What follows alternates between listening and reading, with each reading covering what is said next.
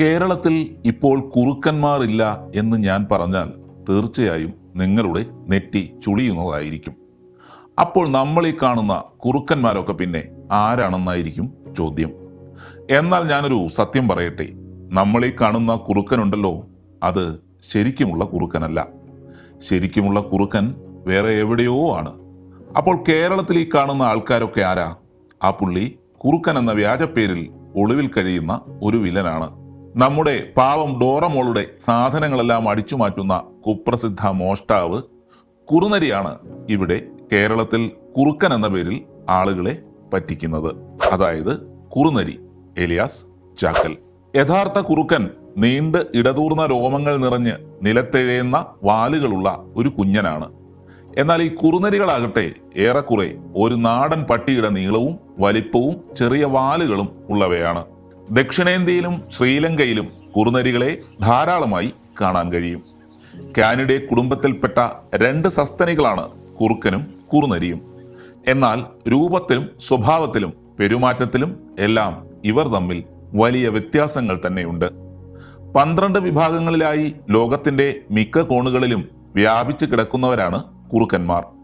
എന്നാൽ 3 വിഭാഗം മാത്രമുള്ള കുറുനരികൾ പ്രധാനമായും ദക്ഷിണേഷ്യ, മിഡിൽ ഈസ്റ്റ്, തെക്കുകിഴക്കൻ യൂറോപ്പ്, മധ്യ ഉത്തര ആഫ്രിക്ക എന്നീ പ്രദേശങ്ങളിൽ മാത്രമാണ് കാണപ്പെടാറുള്ളത്. അപ്പോൾ നമുക്ക് ഈ കുറുനരി ആശാനെ ഒന്ന് വിശദമായി പരിചയപ്പെടാം. ആംഗലേയത്തിൽ ജാക്കൽ എന്ന പേരിൽ അറിയപ്പെടുന്നവരാണ് കുറുനരികൾ. Golden jackal, black backed jackal, side striped jackal എന്നീ 3 വിഭാഗം കുറുനരികളാണ് ഉള്ളത്. ഇന്ത്യയിൽ പ്രധാനമായും ദക്ഷിണേന്ത്യയിലാണ് ഇവർ കൂടുതലായി കാണപ്പെടുന്നത്. സതേൺ ഇന്ത്യൻ ജാക്കൽ എന്നും ശ്രീലങ്കൻ ജാക്കൽ എന്നും അറിയപ്പെടുന്ന വിഭാഗമാണ് ദക്ഷിണേന്ത്യയിൽ കാണപ്പെടുന്ന കുറുനരികൾ. പുൽമേടുകളും കൃഷിസ്ഥലങ്ങളുമൊക്കെയാണ് ഇവയുടെ വാസസ്ഥലങ്ങൾ. 1 മീറ്ററിനടുത്ത് നീളവും 1/2 മീറ്ററോളം ഉയരവും ഉള്ളവരാണ് കുറുനരികൾ. ചാരവും തവിട്ടും കലർന്ന നിറത്തിൽ കാണപ്പെടുന്ന ഇവർക്ക് 9 മുതൽ 12 കിലോഗ്രാം വരെ ഭാരമായിരിക്കും സാധാരണഗതിയിൽ ഉണ്ടായിരിക്കുക. നീണ്ടു കൂർത്ത മുഖവും നീളം കുറഞ്ഞ അധികം രോമങ്ങളില്ലാത്ത വാലുമാണ് ഇവരുടെ ശരീരത്തിന്റെ മറ്റൊരു പ്രത്യേകത. അധികം മരങ്ങളില്ലാത്ത ഒഴിഞ്ഞ പറമ്പുകൾ, പുൽമേടുകൾ, കൃഷിസ്ഥലങ്ങൾ എന്നിവയെല്ലാമാണ് കുറുനരികളുടെ ഇഷ്ടപ്പെട്ട വാസസ്ഥലങ്ങൾ. കൂട്ടമായി ജീവിക്കുന്നവരാണെങ്കിലും ഇര പിടിക്കാൻ നേരത്ത് ഒറ്റയ്ക്കോ ഇണയോടൊപ്പമോ മാത്രമായിരിക്കും ഇവർ സഞ്ചരിക്കുക. യഥാർത്ഥ കുറുക്കന്മാരെ അപേക്ഷിച്ച് കൂടുതലായി മാംസാഹാരം കഴിക്കുന്നവരും മനുഷ്യർക്ക് മുൻപിൽ വരാൻ ഒരു മടിയുമില്ലാത്തവരുമാണ് കുറുനരികൾ. പാറക്കൂട്ടങ്ങൾക്കിടയിലോ മണ്ണിലുണ്ടാക്കുന്ന മാളങ്ങളിലോ ഒക്കെയാണ് കുറുനരികളുടെ വാസം. ചെറിയ ജീവികളെ മുതൽ അഴുകിയ മാംസം വരെ ഇവർ ഭക്ഷിക്കും.